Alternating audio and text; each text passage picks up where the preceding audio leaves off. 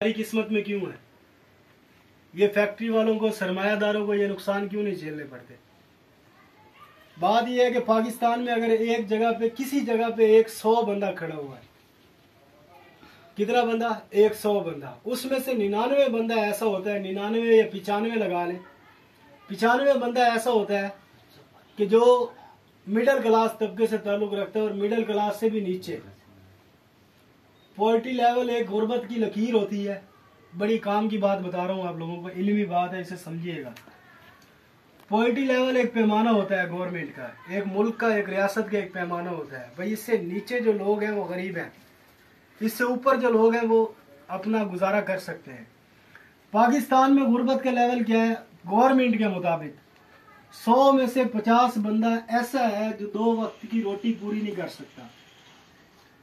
एक तरफ ये है कि 100 में से 50 बंदा ऐसा है जो अपनी रोटी 2 वक्त की पूरी नहीं कर सकता। दूसरी तरफ क्या हो रहा है? दूसरी तरफ ये हो रहा है, एक तबका ऐसा है जिनके पास इतनी दौलत है कि उनकी 12-15 नस्लें बैठ के खाएं। एक बंदा भी काम ना करे, 12-15 नस्लें बैठ के खाएं। ये इतना बड़ा फर्क क्यों है? मेरे और आपके जैसे लोगों को, हमें आज रात होती है, कल सुबह ये मसला होता है, यार सुबह का नाश्ता कहाँ से करना है, शाम का खाना कहाँ से खाना है। और उधर दूसरी साइड पे जो दूसरा रुख मैंने दिखाया है, उधर वो लोग फैसला नहीं कर पा रहे होते कि यार खाना कहाँ से। ये नहीं कि खाना कहाँ से, पैसे कहाँ से आएंगे, उनका ये होता है कि खानी क्या चीज है यार, चलो ये नहीं, ये नहीं, ये नहीं, ये नहीं, क्या क्या खाए। और फिर हमारे वजीर, हमारे अमीर लोग, हमारे मुशीर, इस मुल्क को चलाने वाले जो आगे 5 सालों बाद दावे कर जाते हैं, मैं आपकी तकदीर बदलूंगा, मैं ये कर दूंगा, मैं वो कर दूंगा, होता कुछ भी नहीं है। अच्छा, एक आम सिंपल सी सोचने की बात है, पाकिस्तान में जो बंदा भी एक दफा वजीर आजम या वजीर या कोई भी बन जाता है ना, उसे लाइफ टाइम, पूरी जिंदगी के लिए सरकारी प्रोटोकॉल मिलना शुरू हो जाता है। सरकारी तौर पे वो हिफाजत में आ जाता है ताकि कोई बंदा इस पे अटैक न कर सके। अच्छा, अब उस प्रोटोकॉल में क्या क्या चीजें होती हैं? पुलिस का डाला आपके साथ होगा हमेशा, जब तक आप नहीं मरते उसकी जान नहीं छूटेगी। आपको सरकारी गाड़ियां मिलेंगी, किसी को 1 मिलेगी, किसी को 10 मिलेंगी। वो 10 में से 9 गाड़ियां आपकी गिराज में खड़ी हुई ना, फिर भी रोजाना का 6 से 7 लीटर पेट्रोल उनके खाते में। और अच्छा, अब ये एक साइड है, दूसरी साइड पे देखो क्या हो रहा है। दूसरी साइड पे इतना नहीं कमा पा रहे यार, कितनी दिहाड़ी है, 1200 रुपया, 300 रुपये का पेट्रोल डलवा लो, रोटी ले लो, लोड करवा लो, अम्मा के इलाज के पैसे लगा लो, छोटे भाई के स्कूल का कोई दस्ता या कापी ले लो। रोटी तो नहीं आती यार इसमें, रोटी हम कहाँ से खरीदेंगे, चीजें हम अपनी जरूरियात कहाँ से पूरेंगे।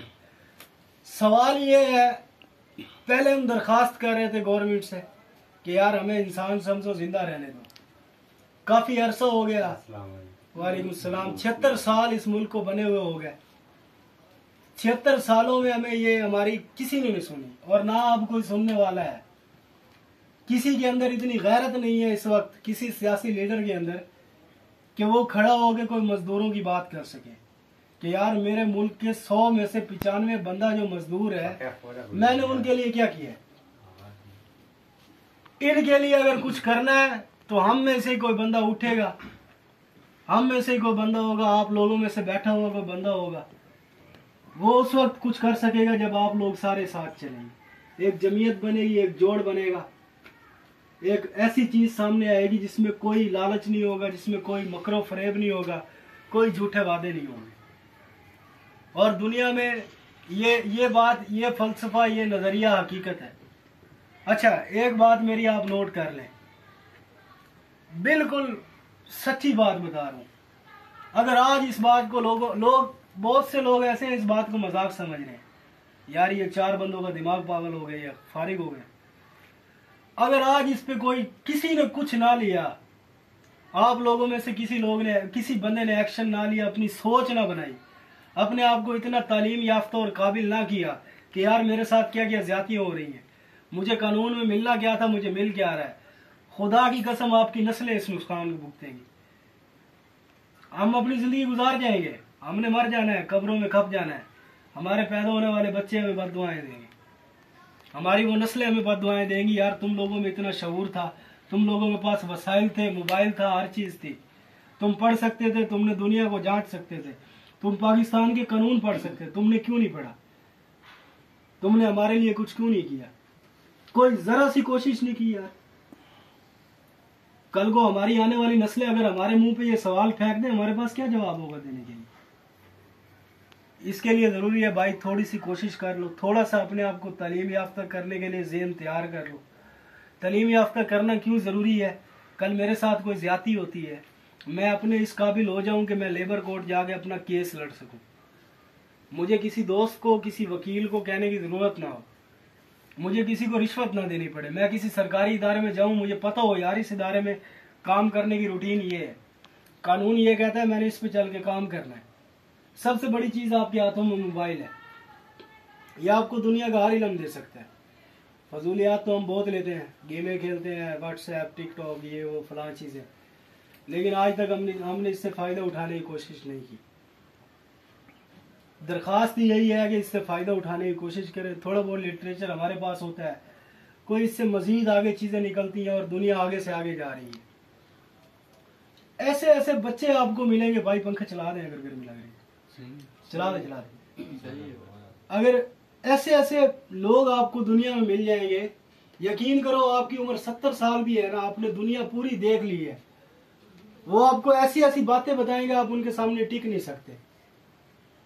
आपकी 70 साल की जिंदगी फजूल है, उस बच्चे की 2 दिन की पढ़ाई बेहतर है, आपकी 70 साल की पूरी जिंदगी फजूल है। क्यों?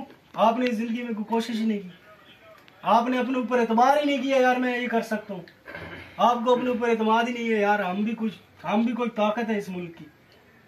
इस मुल्क में हमें जो आगे 5 साल बाद एक चूना लगा के निकल जाता है सियासतदान, हम उसको उल्टा कर सकते हैं। हश्तनगर आप ही का इलाका है, कर्क, वहां क्या हो रहा है?